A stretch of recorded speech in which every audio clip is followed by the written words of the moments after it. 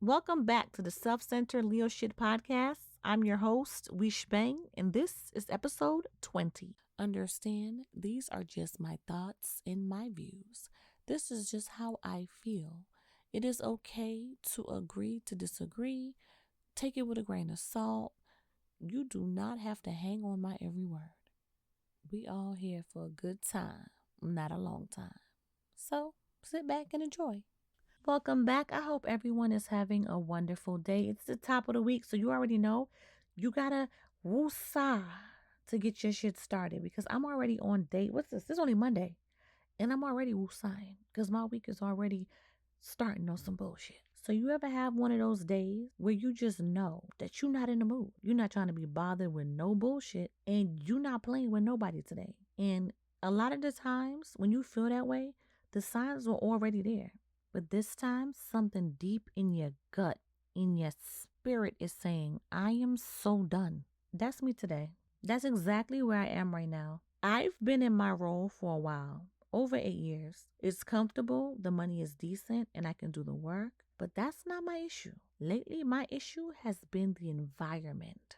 And I get it. A lot of people are genuinely miserable in their real lives. For some, work is the only place they feel needed or where they have a voice. But that energy can be dangerous because instead of using their position to build and collaborate, they use it to control, nitpick, and distract. And it makes working in the same space exhausting. It's like they don't have enough work to do, so they start policing the people who actually do have work to do. And it's counterproductive, but it exposes something bigger, the absence of true leadership. Because when leadership is strong, toxic distractions don't run the floor.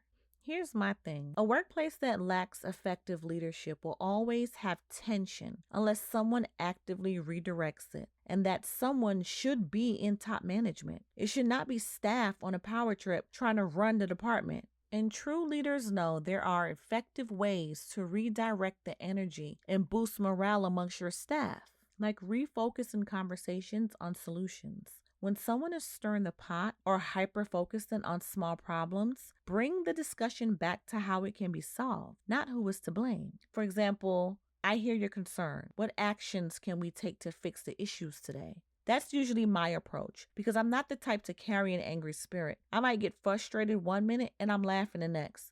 And that's 100% because I'm not no miserable ass bitch. Like some of these people are miserable to their core. So they don't have joy nowhere.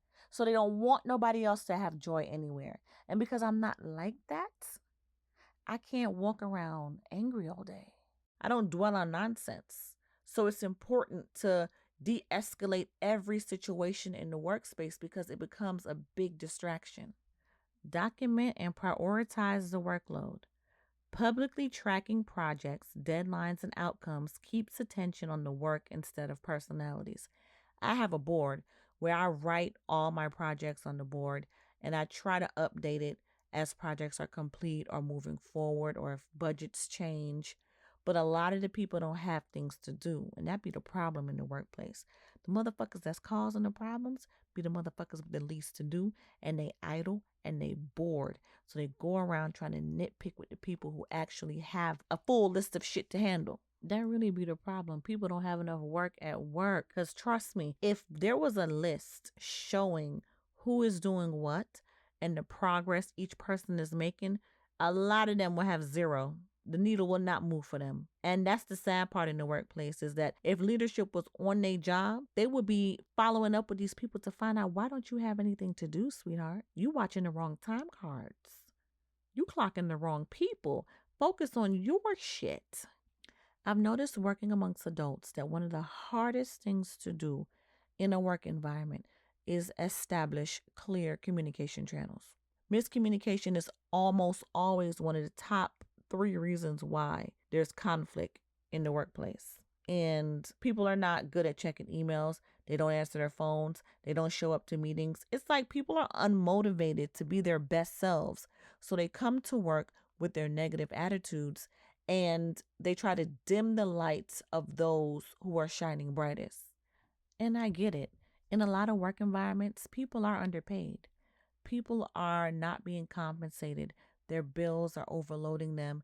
And I get that. Everyone at some point is struggling with something. but it never gives you the right to wake up and decide to bleed on others because your life is not going according to plan or your day is not going how you want it. There's never an excuse for you to be the negative Nancy in the room. And right now, I'm in a space where I have already assessed the problem. And the issue is that people have checked out straight up and down. You all have worked with somebody who has checked out of the job and just be there to be there. And I am the type of person that I'm going to be the best at whatever I'm doing. If I'm flipping burgers, I'm flipping the best burgers. If I'm braiding hair, I'm braiding the best hair. But everything I do, I'm going to give it 100%. I'm not going to half-ass it. I just can't check out of anything my name is on. And I feel like if you're checking out in your workspace, why don't you start looking into another workspace? Because that workspace probably isn't the one for you. Or do something else, but to be negative because you choose to stay somewhere. Like, my work environment is not the healthiest in my opinion, but I'm not a miserable person. So I'm never going to be miserable at work. I'm not going to be frowning and sad and having an attitude and not helping people. I just can't do that. If I'm going to come to work, I'm going to come to work. I'm going to give my full 100%, and then I'm going to take my ass home. Now, what I'm not going to do is more than what I get paid to do. No, I'm not going to do that. If the work environment has shown me that they don't honor those who go above and beyond, I'm not going above and beyond for no reason. I don't love work that much to just be doing shit for free. Like, who in their right mind love work and want to do work for free? And why would you want somebody to want to work for free? That concept of do the most, go above and beyond, overstretch yourself, and then we'll compensate you on the back end if we even acknowledge that your efforts have been seen. Like, hell fucking no.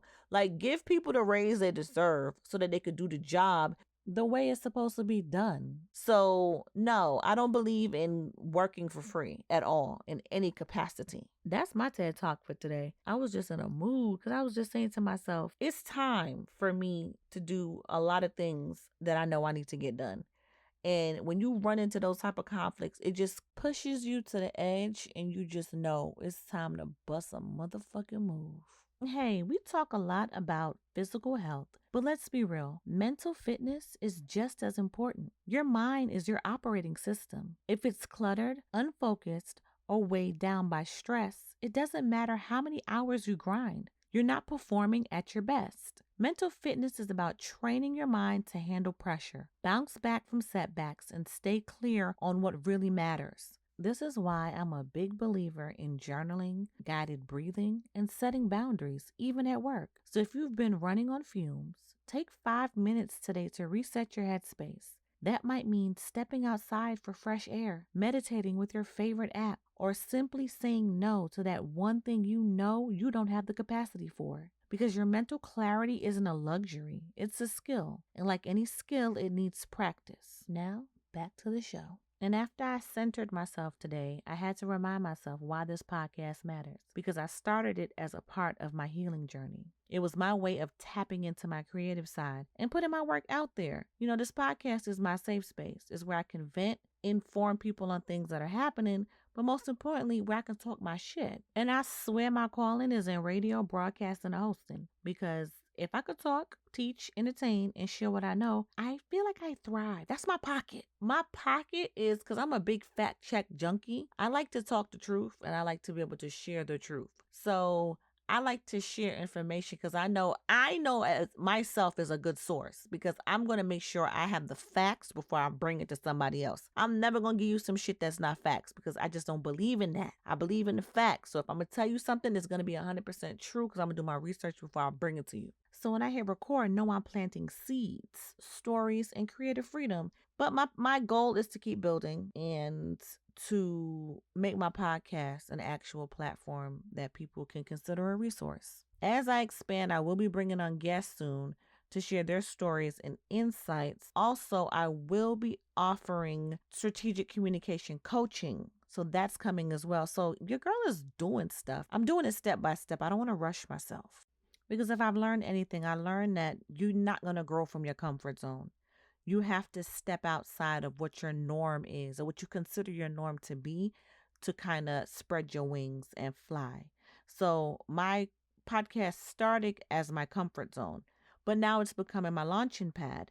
and it's going to help me step out of my shell and realize that it's time to share, it's time to expand, it's time to grow. It's just time to step it up a little bit more. And I'm telling you, there's never a perfect time or a perfect date to do something. If you feel ready in your spirit, that's the perfect time.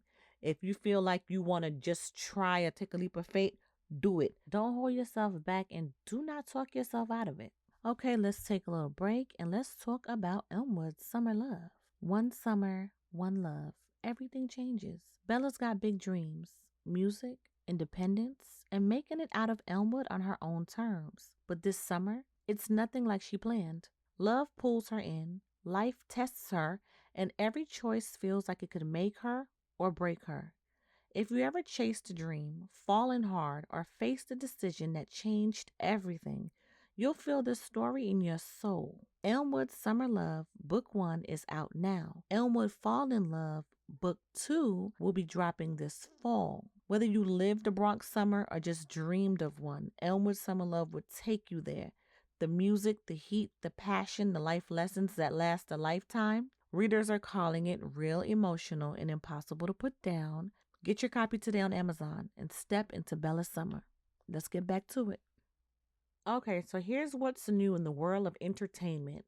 In fashion news, Donald Trump never seems to miss a chance to weigh in on pop culture and fashion. This time, straight from his golf cart doing yet another $1 million golfing weekend, his latest co-sign, Sydney Sweeney's American Eagle ad, which sparked controversy over its use of jeans. Yes, Jeans, jeans, as a double entendre playing on genes, Genes, and the idea of white genetics being superior. The ad has faced a lot of backlash, and true to form, Trump has chosen to plant his swollen ankles firmly on the wrong side of history as usual. More as this develops. In film news, Wednesday season 2 is set to drop on Thursday. Oh shit, not Thursday. Wednesday, August 6th, because August 7th is my birthday. And I couldn't be more excited. And the lead in the show, what's her name? Ortega, I forgot her first name. She reminds me of my daughter. And yes, she is cute as a button and just as scary. And in music, Saweetie dropped her Hella Pressure EP. And all I'm going to say is Diamante be having them slaps. I don't care what y'all got to say about Sweetie. Her songs are bops. Hate it or love it. And now it's time for my favorite segment, the Clarity of Culture, where we break down the news that truly affects us as everyday people. Okay? So, in current U.S. political affairs, President Trump and Texas Republicans are pushing to redraw congressional districts to create 5 additional Republican GOP House seats, a move many are calling an unprecedented power grab. This latest effort highlights the ongoing impact of gerrymandering, a practice where political boundaries are manipulated to favor one party over another. But what does this mean for everyday people? When districts are redrawn unfairly, it can dilute the voting power of entire communities, especially minorities and those who tend to vote for the opposing party.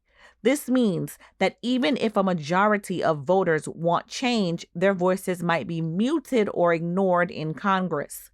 Gerrymandering can also lead to less competitive elections where politicians feel more secure in their seats. That often results in less accountability, fewer choices for voters, and policies that don't necessarily reflect the will and the needs of the people.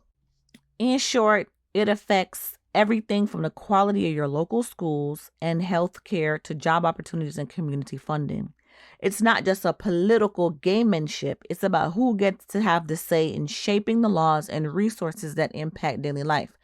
Red states are always broke.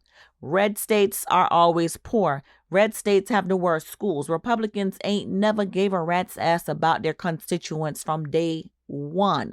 Maybe 1 or 2, let's say 3 presidential elects that were Republican have ever cared or even attempt to do things that maybe benefited the people. But overall, It is always a money grab for them. It is never about everyday lives. It's about how can they make themselves richer on the backs of hardworking people.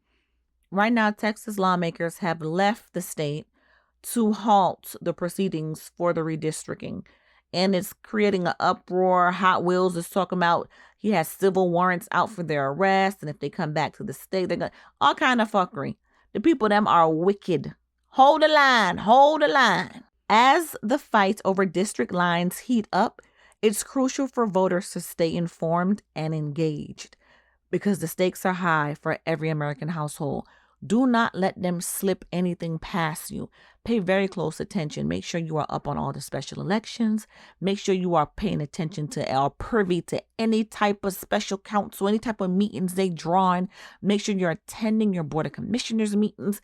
Make sure you are present in your state because these people are trying to make decisions that's trying to roll back the clock to 1619. And this time they want to make everybody a slave. And truth is, we outnumber any agenda they can put in front of us. There are more everyday human beings on this planet than there are billionaires. So all this money talking, all this man-made foolishness should not dominate the quality of life for human beings. And we have to remember that at our core, that we are living, breathing human beings. No one has a superpower. There are no superhumans out there. So all this talk and all this power they think they're yielding, it's not real. It's only real if we believe in it. It's only real if we give them a platform to stand on. If we the people say, hey, we don't want to hear your voices anymore. We don't want to sign up for this platform. We want you removed. We can do that. We can do that. We just have to be consistent and vigilant because at the end of the day, there is no government without the people. If we don't go to work and pay taxes, there is no money to collect. So with that being said, our elected officials work for us. Our elected officials are supposed to do what is best for the community, not themselves, not their stocks, and not their checkbooks. And sometimes I have to change the news because I be like, ooh, don't make me mad. Because y'all just be this false entitlement that they have. It's like we give them this power. We make them feel like they are all being. Child, please. Please. They're not. They are regular ass people. And some of them are old and decrepit now. When you look, these are all old and decrepit people still trying to run something. If they don't go sit down in a nursing home and get their diaper changed, please stop it. Cut it out. Anywho. So here's the takeaways. In a world swirling with change, music, film, politics, fashion, entertainment of all kinds, you get to choose where to place your focus. I'm refusing to be dragged into the wrong energy. I'm redirecting my power, my voice, my creativity, my faith towards growth, toward building a platform that means something. And I'm going to treat y'all like my favorite cousins. And anything I hear that I think is vital, I will be sharing it. Because that's what we're supposed to be doing. We're supposed to be umoja, unity. We're supposed to be building community, creating connections, and utilizing our resources to help each other. There's enough wealth for all of us to have something. We need to come out of the mindset thinking that only the 1 or 2% are supposed to be the wealthiest in the world. No, honey, we're all supposed to have something. There's enough for all of us to have a little piece of the pie. And because we know this, we know that the wealth must be amongst us. And I have to add this because the other day I was looking at something and I noticed that Caucasians really be playing like cornhole and them games, and they turn them shits into wild tournaments, get cash prizes, all kind of foolishness. Why we don't got no shit like that? Why we don't have no Olympics like that? We generate wealth for the sport, and then we hand out cash prizes throughout the evening so families can be blessed with wealth as well. Why aren't we doing things like that? We don't have enough shit like that, and I think we should look into a gaming commission where we can have, and games that we like to play. Cause I don't like to play cornhole. I hate that shit. But games that we actually like to play and turn them into tournaments and turn them into, sporting events that we can create big buckets and everybody can get a little piece of something. I'm just saying. That's what I peeped the other day. Okay, so hear this. If you've ever felt worn out by where you are, not because it lacks resources, but because it lacks soul, this is your moment. Don't stay where people make your spirit heavy. Step out in faith, create, speak, and grow. This podcast is my launch pad. It can be yours too. Stay tuned. Interviews are coming, coaching is coming, and book 2 is almost ready. Because when you move from breaking point to growing point, you're unstoppable. It's not just time to go, it's time to grow, baby. And it's a wrap. If you've ever felt that call, do not ignore it. Follow me, subscribe, and join this journey. We're stepping out, speaking out, and growing together. On IG, it's at the Self-Centered Leo. It's the same on YouTube. And on TikTok, it's Wishbang, I believe, or at the Self-Centered Leo. My Instagram is currently private right now, but you can follow me at Wishbang on Threads. All right, and please do remember that your time is now. Okay? So do your thing. See y'all next time.